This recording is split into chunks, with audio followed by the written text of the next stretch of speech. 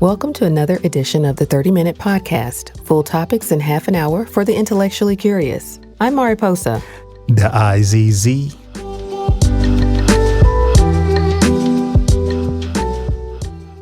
Today, we are going to try something called Triple V. Do you remember what Triple V stands for, Mary? Triple V. Okay, let's see. You have Vision, Vodka, and Vino. Is it in that order?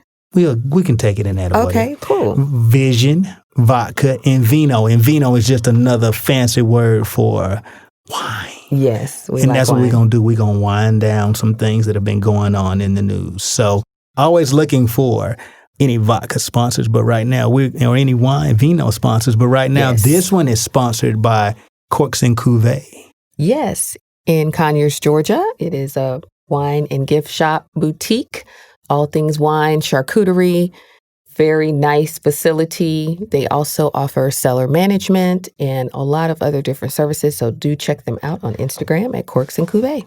And that's 923 Center Street, Old Conyers, historical Conyers, Georgia. Yes. Corks and Cuvée, 923 Center Street, Conyers, Georgia. The Vision. Yes. That's when we talk about something that isn't normal, your run of the mill, or we're going to talk about something next level. Next level thinking. Okay. The Vodka. The vodka is... Hey, how about let's do Vino, because Vino is more chill, and then we... End with the vodka. Or do you want to end on a chill? It's up to you. No, we'll end with the vodka. Go ahead with the Vino. Okay, the Vino? Yeah. That's culture and couture topics. That's on you, Mariposa. You need to tell them what that's about. Okay. Well, let's keep talking. Okay. And then the vodka, our topic, is about current news or current events. And that's the one we're going to have to take a shot of vodka before delving into. Yeah, I see your shot glass. Mine looks a little... Yeah. Okay. Yeah, I got it ready. We'll tell y'all next week or next time that we're on. We do another Triple V. Who that's sponsored by. But yeah, right now I'm trying this new vodka. We'll talk about that. We will talk about it. Right. So let's get into the vision. Yes. You have any ideas or anything in the vision? Something that you want to talk about, or this next level, or? Well, one thing people have been talking a lot about is the vision for the future. You've been hearing a lot about a coin shortage, right? Mm-hmm. The future of money, the future of commerce in this country and beyond. And so it brings to mind what? Bitcoin. Yeah, Forex trading in Bitcoin. Now, I have an interesting story about Bitcoin. Yes. So I learned about Bitcoin a couple of years ago, and I have friends that have sponsored trips based on dealing with Bitcoin and resting in heaven and in turtle peace. And as a brother, country right next door, my Tretian brother, Nipsey Hussle. Yeah, for sure. He was real big. I have to tell the story. People don't until they see it. But I have a story where I was in Amsterdam and I ran into Nipsey Hussle, and I thought he was there. And I'm not gonna say hey, but he's a cool cat. Yeah, talking. Everyone says that about him. He was real cool, and I thought he was there for a show. Okay. Until about maybe 3 months later, I see this YouTube release where he's talking about cryptocurrency. He told me he even dropped the dime and so said, literally and said, yeah, man, you need to get in that. And I had been looking into that, and I actually didn't. The only purchase that I made when I was there, I bought a Robin Ruth. I don't know. A Robin Ruth book bag. Well, Robin Ruth does all of the different cities and everything like that. So I had to represent for Amsterdam and get some stuff from. So I bought a Robin Ruth book bag, I think. So you bought a book bag. You didn't buy any Bitcoin. Well, I did, but I'm saying I didn't spend money like most tourists would spend money on other things like that. I didn't do that. I didn't have to do I saw some cool shoes, but I wanted to do what he said to get into that cryptocurrency. So from that, I've been noticing, and maybe I shouldn't tell it, but one of the things that interest me. Yeah. And we'll talk about that on another episode. All right, strip clubs. I think strip clubs are like, that's a whole nother topic.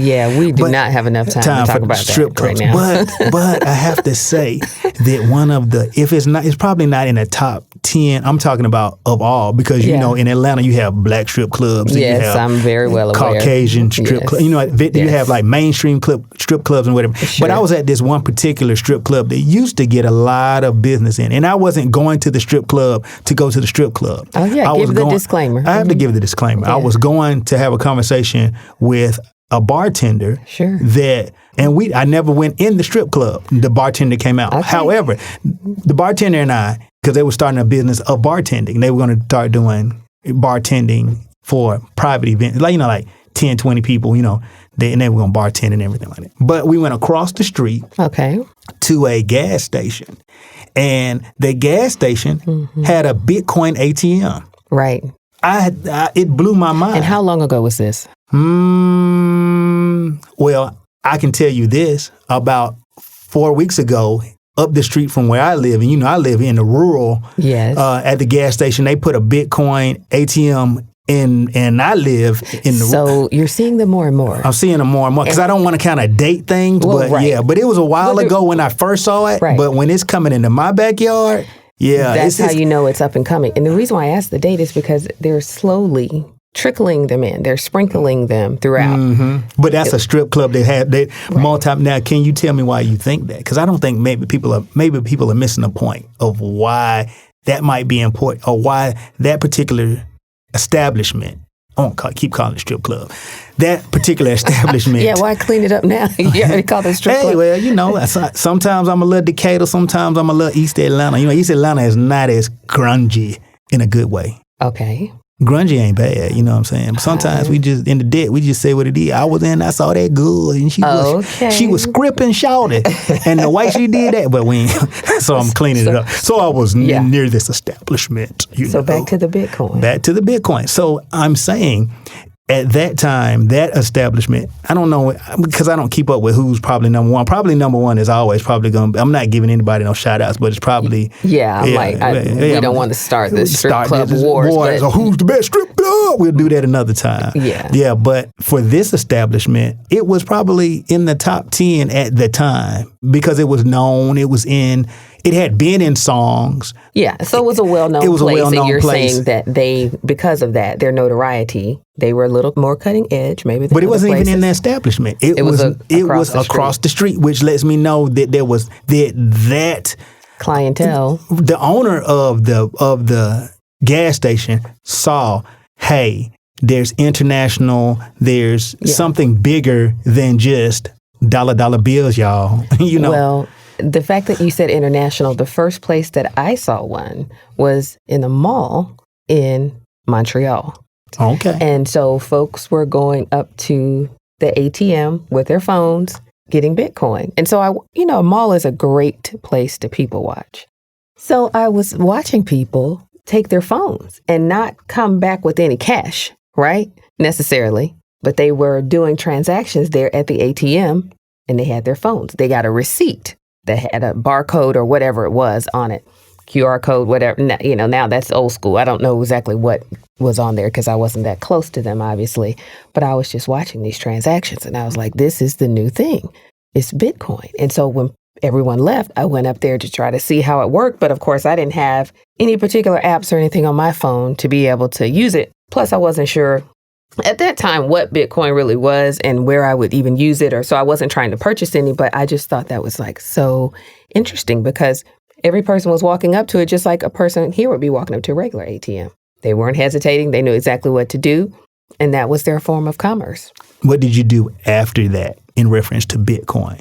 Well, I researched it. I asked my financial planner about it, and I looked into it to see what it would take to convert some money that I had into it or to obtain it or what backs it. Did you do it? Well, interestingly enough, yes. But let me tell you how. I did a little bit of a shortcut with it. You know what I did? What? I turned some of the money in my Cash App to Bitcoin. It was just easy, right? It was there. It was easy. I didn't have to go to any bank or establishment and sit down and fill out a bunch of paperwork. It was already there in my Cash App. So they made it simple.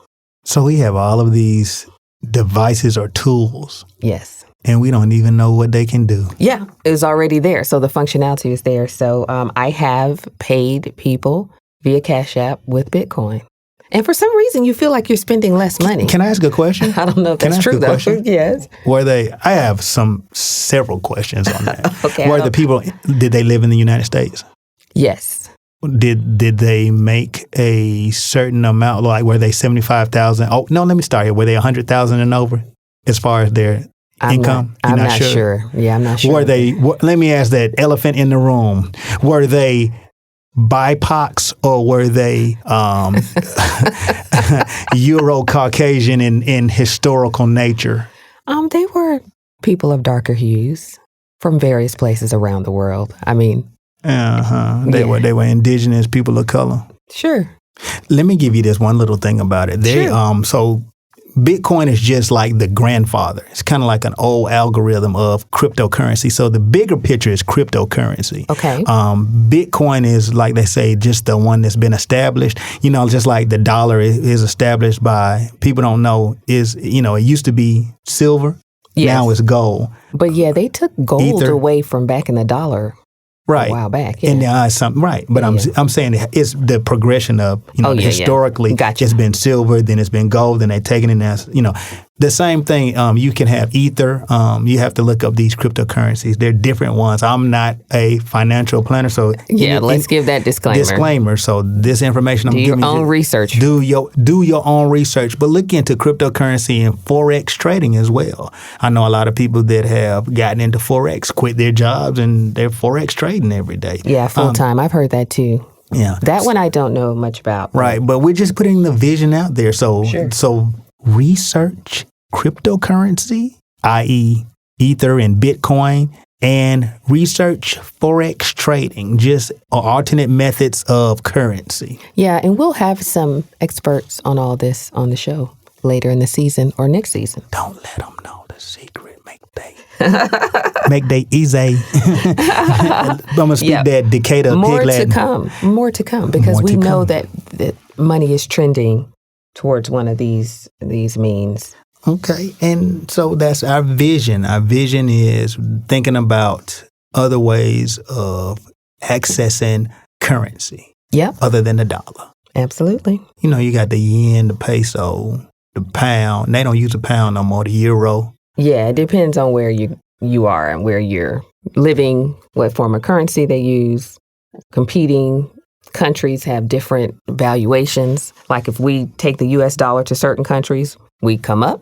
We take it to other countries, we lose money. Yeah. So that's the way it works when you compare your currency of your country to other countries and you travel. So, and we'll talk about that on another episode. We will, for sure. Okay, so let's go to what I think is your strong suit. Vino, culture and couture. Well, what about it? What do we want to talk about? Culture and couture. Well, I think people should educate themselves if they're interested in that space. They want to know more about culture and couture, wine, art, interior design, all things aesthetic and beautiful that you kind of associate in your mind with some of the finer things in life.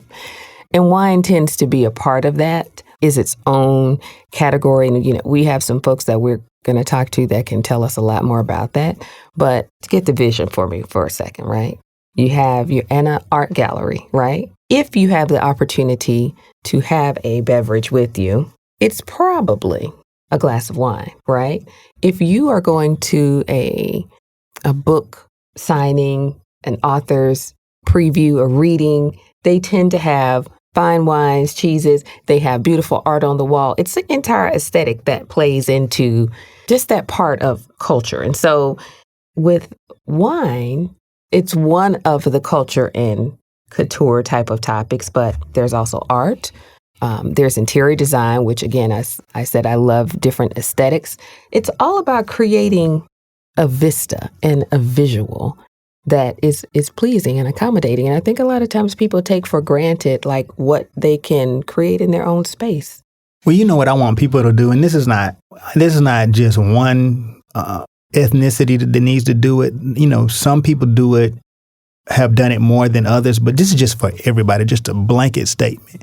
If you have the gift of art where you can draw, paint, sculpt, any of those things, you need to start putting that in a space and not just selling it for pennies. Don't just, I need to make rent this, I need some extra, I'll let that go for $200 when you really should let it go for $800, $1,000. I saw, matter of fact, speaking of which, I can tell you where I was. I was near Serpa. You know what Serpa is? Yes. For those people that don't, it's on the belt line, near the belt line.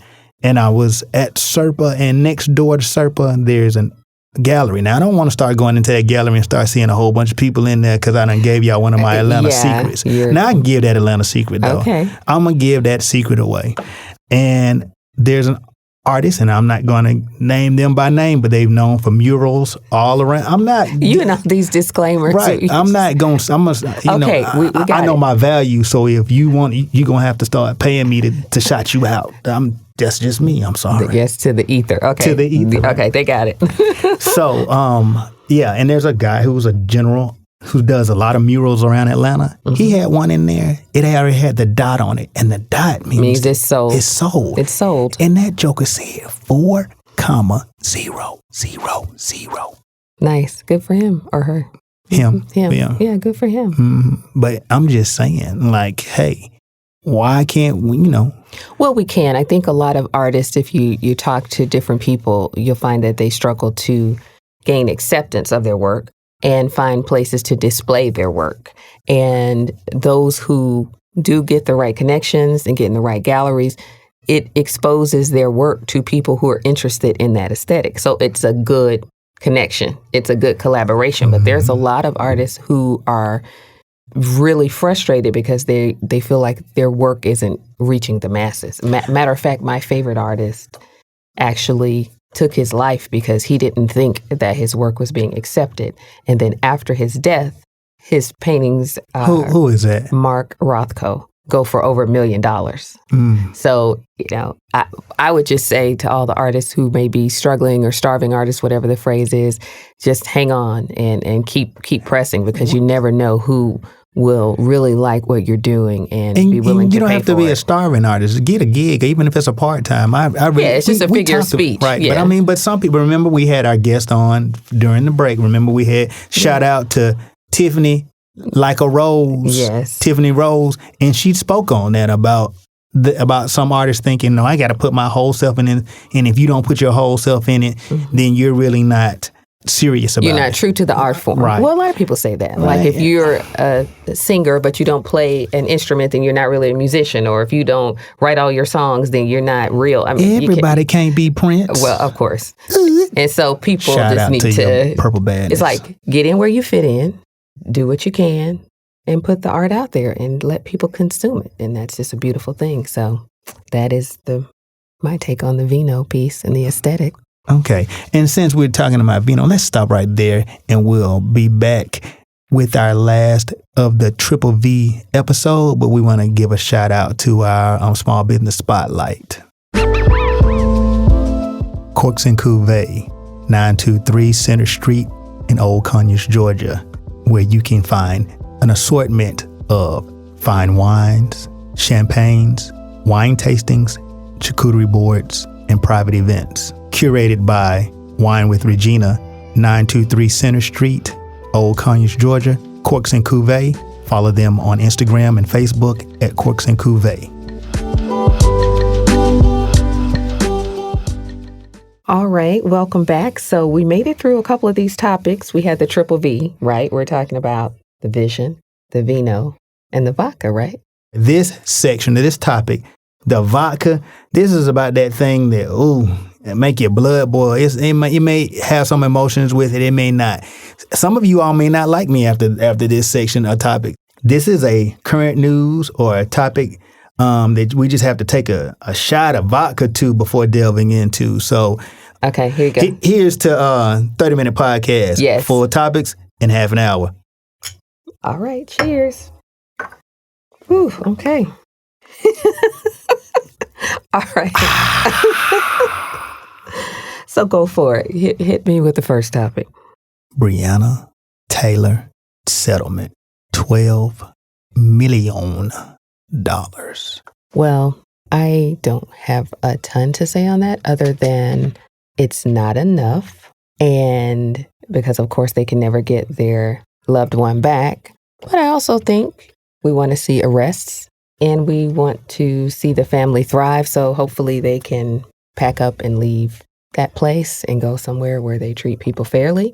And it's tough to find a place like that in the U.S., but some cities are better than others. And I'm sure they can find a better place than Louisville, Kentucky at this point, by the way they've been treated. And that's what I think about it.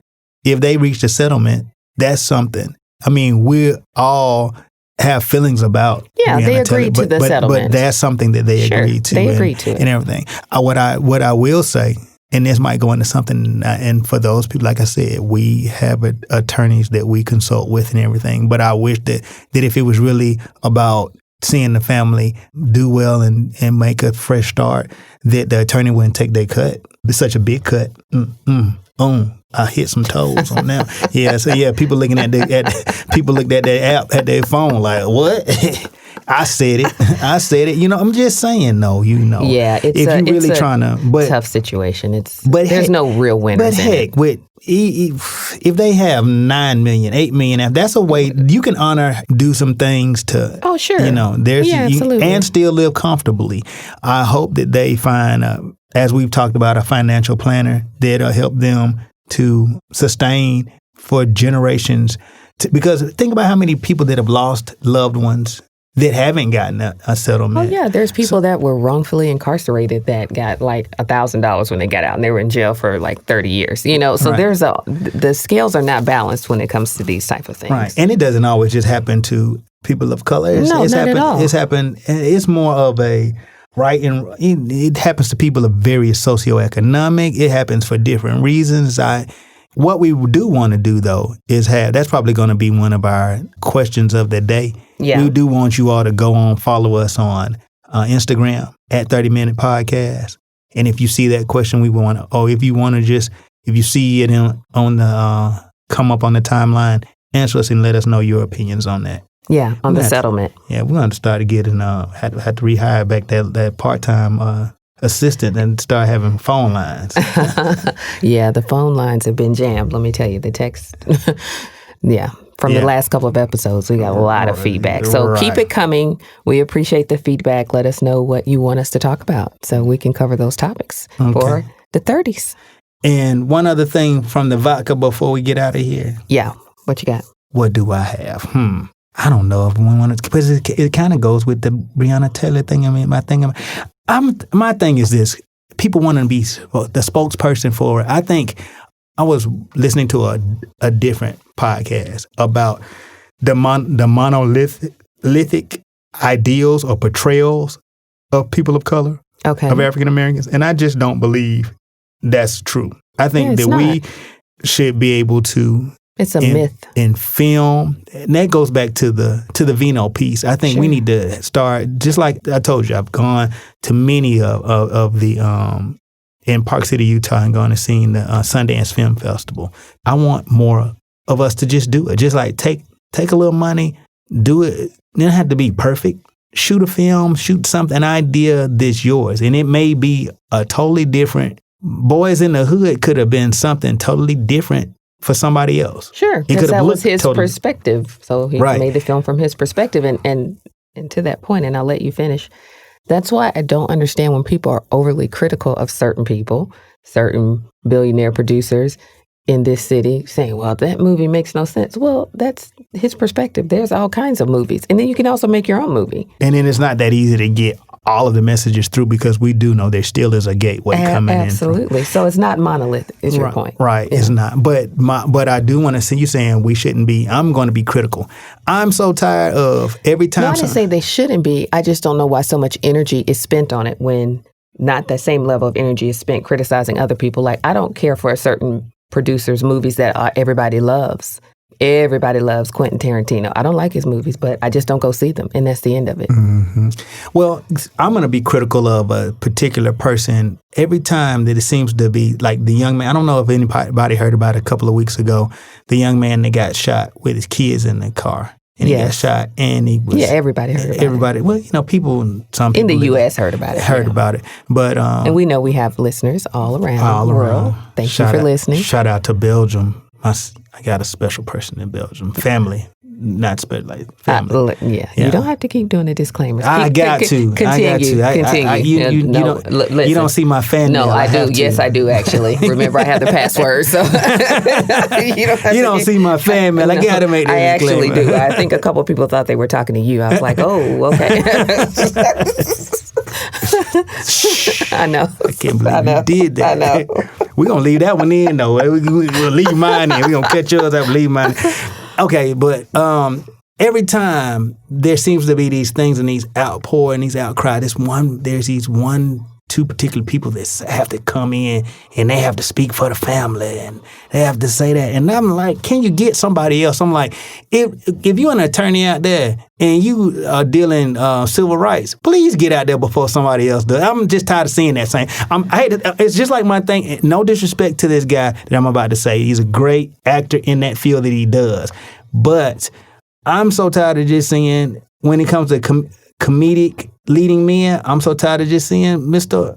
KH. Like, I want to see other people. And so in arts, I still want to see that in real life as well. There's not just one person because I've had millions of cases and I've got settlement for this. So are you there for the settlement? I'm asking. I'm not making any judgment. I'm asking. Are you there to mediate? Are you a mediator of settlements, or are you the perpetuator of the Black experience changing? Because what I feel like is that we are like in families. Sometimes in families, the parent says that I tried to raise you this way, and our thoughts were this, and I did this for you. I was trying to do this for you, and the child sees it differently. Sure. I feel like that's the way certain groups of people are.